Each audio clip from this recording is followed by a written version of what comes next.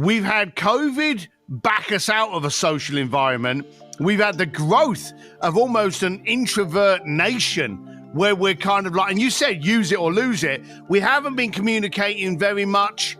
Now we're not communicating very well. And you're actually telling us, hey, you've got to get out there, because if you don't challenge yourself with social interaction, you're going to lose it. How bad is our social interaction today? Yeah, I mean, and we have numbers around it, actually.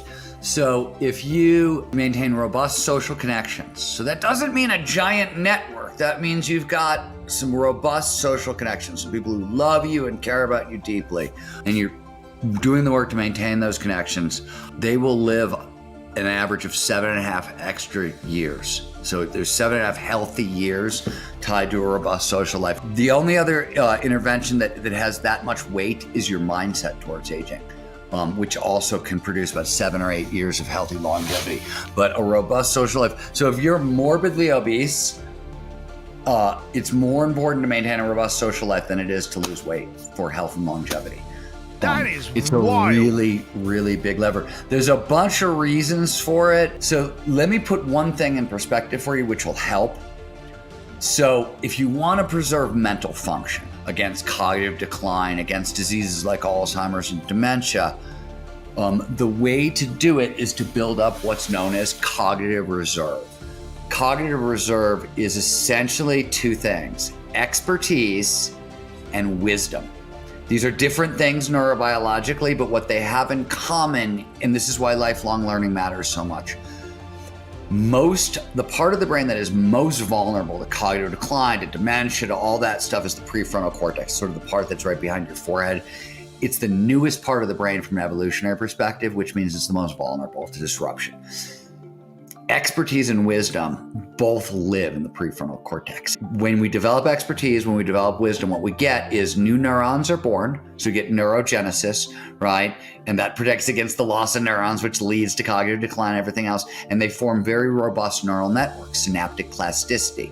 And the brain is interesting because when it builds a neural network, it doesn't ever build one way to do something. It likes to learn 6 or 7 different ways. So there's redundancy built into the system and these vast networks. So if you think about cognitive decline, Alzheimer's, dementia, they tend to be localized issues, right? But you've got these big diffuse networks that protect against it. So you need this formula for lifelong learning. One of the reasons the social component is so important is wisdom.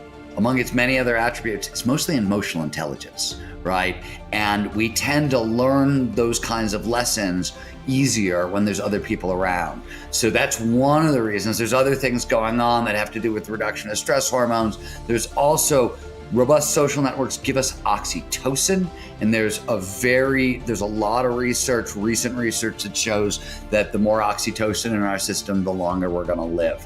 And we know why that is and where that comes from, but as a shorthand, having a robust social connection, it matters. It also matters for peak performance because when we maintain robust social connections, we're calmer. It lowers anxiety levels. This matters for 2 reasons. One, there are 9 known causes of aging. They all link to stress.